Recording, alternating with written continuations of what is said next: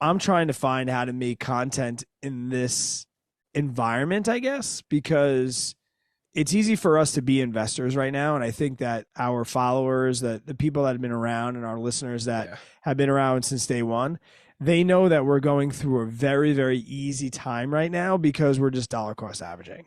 The news is all about, and even this week, we flushed again this week with CPI data, right? Inflation data is still not great. And then we have the looming, Powell speaking next week, and there's talks about 1 basis point or 1 percentage point going up.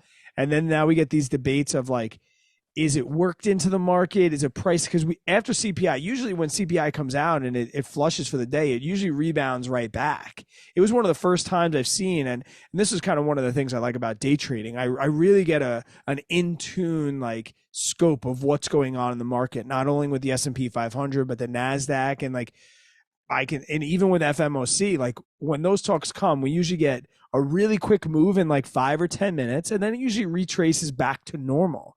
But with CPI the other day, it flushed right away. And then everyone was just waiting for that. We didn't even take any trades that day because we were waiting for it to reverse, and it just dumped. That was, I guess, Tuesday when we had like the 6% day where we were down.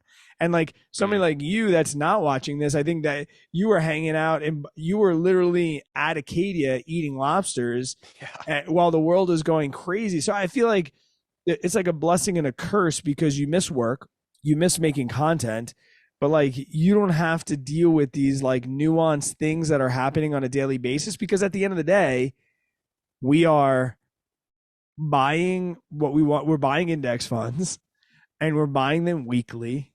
And it doesn't really matter about these short-term market conditions because we don't really care that much because we're not going to be drawing down on our investments for years. Right. So it's kind of it's crazy to me. And I think about this all the time, man. It's like how different our scopes of the market are now. Kind of like how we almost flipped a little bit. Like back when we had the AMC GameStop and you were streaming every day, and I was calling you like, what are you talking about? And you're like, oh, this stock and this stock. And you had a better tune of like what was squeezing and what wasn't. And tech was doing this. And I was like, I'm Johnny Index Fund. Like I couldn't care less about this whole shit. Now it's kind of reversed where I'm day trading and I have this scope of the market. And I'll call you and I'll say, can you believe what happened with CPI today? And you're like, first off, I don't know what that acronym means. Second off, I'm just chilling out watching the sunset in Acadia, and I'm making my dollar cost averages into certain index funds. So I don't really care that much. I do know what CPI means, though. Yeah. What does it mean? I'm putting you on the spot. Consumer Price Index. Right, okay.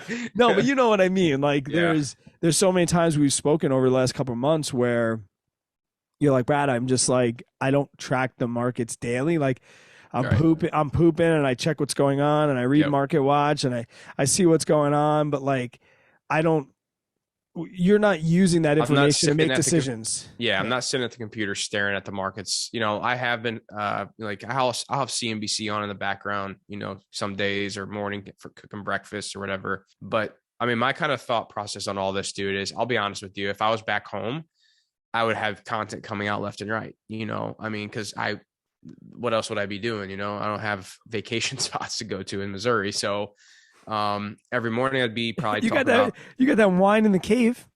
We do have the wine in the cave. Yep, that's true. That probably doesn't open until 4:00 in the afternoon. So I would definitely probably be pumping out a lot of content on just like my thoughts on the stock market, where we're going, what I'm doing, whatever. And like I'm still doing that now. Like I would say my stuff's a little different. Now it's more of just like updates of like what I'm doing. I do a lot of portfolio updates. I got these 2 new portfolios I'm trying to grow, and kind of showcasing that starting position of like how I would, how I'm doing it. Yeah. And, and then like with earlier, like I said, me being active on Twitter, that I think gives me a lot more of like what's going on in the dividend space. Cause I'm kind of in like that dividend space over there in Twitter. So that's been cool to see. Like, I'll see someone post something and I'll like, oh, that's interesting. I want to go look up, something in real time. Like Johnson & Johnson recently just announced they're doing a $5 billion stock buyback, I believe it is. And also looking to increase the dividend, over the coming years. So like someone announced that, I was like, holy shit, it's huge news. So that's what I love about Twitter. But then also You mentioned like CPI data and everything coming out, and the stock market turmoil going on right now. And I will also say this, dude, like if we want to get into this, I don't know, but I think there's a possibility where it could get worse, dude. Oh, it's got to go down more. It's well, gotta. so here's one thing that like I don't see a lot of people talking about. But I was listening to one of my favorite podcasts called All In. It's like 4 billionaires. They all just talk about like current events and shit. It's awesome. Like one of the guys is Chamath. Probably I can never pronounce his damn name. He Get him on the podcast. yeah. Okay. I'll call him. There you go. But he's like one of the billionaires on there, and they were talking about this previous episode was like winter is coming, and I don't know if you noticed or heard or not, but Russia turned off the gas pipeline for Europe. Yeah, and so that's dude, like Europe's freaking out right now. They're like, well, how the hell are we gonna heat our homes? If they don't have natural gas and everything coming in. So they're giving their like, dude, these guys are so smart. It's unreal listening to them talk and like how much stuff they know. But they're basically getting to the point where if Russia keeps the supply away from Europe, basically what's going to happen is a shit show, and Russia's going to end up getting what they want because Europe's not going to have a choice. And then it also kind of depends on what we do with kind of, because like luckily we have enough gas that if we needed to, we could get it from the States, which that's kind of what Trump did. He was working on bringing exporting gas from America, and that's why gas prices were $1.60, $1.80, because we were getting it from our resources. So it's going to be interesting to see how winter plays out, which is coming up soon. We're talking a couple months here. Right. So I have a feeling things are going to get really interesting. I'm really paying attention to see like what Russia and what Putin does, because like Germany is reliant on Russia. I don't know if you saw that sound bit or not of Trump, like at the, what was it? United Nations meeting or something. He was like calling out Germany, and he's like, Germany is 100% reliant on Russia for their gas, and it's going to bite them in the ass one day or something like that. And they're like chuckling at him like, look at this idiot. Well, he was right. Look at him now, like it's crazy to see this stuff kind of unfold. And this is when I know when I'm an adult, because I'm so interested in this shit. And I don't want to say I can't wait, because like people could suffer, but like, I want to see what happens and how everything reacts, because what all this is doing for like guys like you and me, and we're still young, and we're going to see this shit happen 20, 30 years from now again, when we have all new power in governments, is we will kind of have an idea of like how to react to this stuff. Right. Because history always repeats itself. Right.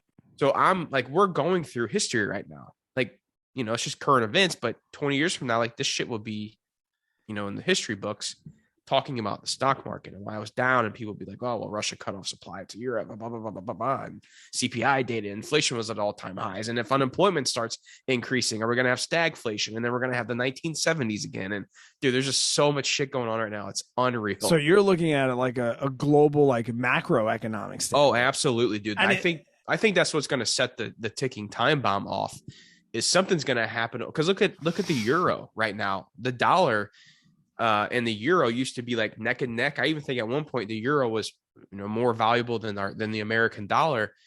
Now the euro has gone to shit, dude. Like there's a lot. I didn't know that. I didn't know. Oh yeah. So like our imports from Europe are much cheaper now. A lot of Americans are traveling to Europe right now because it's so cheap. The American dollar goes a lot farther now than it did just a few months ago. Oh yeah. And you're speaking out of fact right now. Yes, fact. Really? You can look it up. Oh, I didn't know. No, I'm just, because it's one of those things. Even I'm like triggered when people say the word Trump. It doesn't matter who says these words. It's just the fact that it was Trump happened to be in that place in that time, and he's the one that says it. It's like we're not. Do you think Biden would have said it? We're not playing. I'm not going to play that position because listen, I don't. I learned this lesson a very long time ago, and it's probably kept me out of trouble. My very close cousin and friend is a Secret Service agent, and he has taught me since day one that like, and I think we're getting this, and this is as far as I want to go with politics, but it's not one voice. When people on the higher level say things, it's been filtered through many different people. Oh, for sure. It's Agree been with that filtered through many 100%. people. Yeah. So whoever the quote, I'll use this, I don't know if this is the right word, but whoever the puppet is that reiterates these words, whether it's Trump or Biden, it doesn't matter to me. I think what you're trying to say is that the global picture is just crazy. Yeah. And I understand what you're saying. You want to see how it unfolds. Kind of like the Hunger Games, where you're like, no, some people are going to get killed, but like you kind of want to see who comes out at the end. But I'll also say this, Jay, like I'm okay with a little bit of pushback. I'm okay with a little bit of struggle because that's how we're going to grow. Yeah. So, right. So economically and globally, if we need to push a couple buttons, and I say we, I just mean people in general.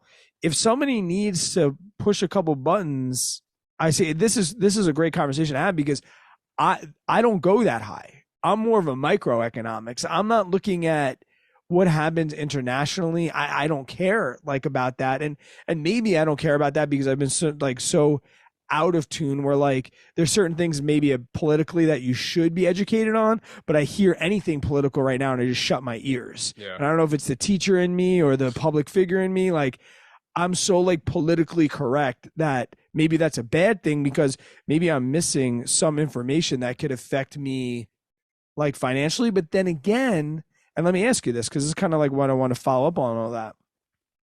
With our investment strategy that we preach, like, right, like VTI, VTSAX, VOO, index funds, blah, blah, blah. Is that investment strategy protected or safe even against the things that you're talking about? Because we've always joked and said like, haha, like if the S&P 500 goes to zero, we got bigger things to worry about than our investment accounts. Are you stating doom and gloom, or are you saying that like these are just things that interest you as somebody that's like interested in the global economy? I would say it's both. I mean, like when I say this stuff, it's not to say like the world's coming to an end. Right. I don't think I'll see that in my lifetime, to be honest. Yeah, no. You know, I really don't. So I don't ever think and plan for that. If that does happen, I mean, I got a box of ammo shells in my gun, and you know, let's hope for the best. But yeah, you know, but no, I mean, to be real though. So one of it, I look at it as interest. You know, it is an interest of mine to know what's going on globally, and you know, I'm also trying to really learn and understand like global economics and just how kind of the world revolves around one another. And so, yeah, that stuff is interesting to me, but I also am understanding that it does have an effect on the market. And I do believe that if we start seeing major recessions and depressions in many parts of the world, that is going to have an effect on us somehow in the negative. It will. I mean, America is not, I mean, we're in a great country, but we rely on a lot. And especially with these interest rates, I saw on CNBC, or I heard on them the other day, they were talking about our interest payments. And with, I'm going to butcher this. I can't remember the dollar amount now, but they said what we were paying in interest previously before all the interest rate hikes versus what we're paying now is hundreds and billions of dollars every like month we pay in interest alone, just interest. My just buddy to borrow the money.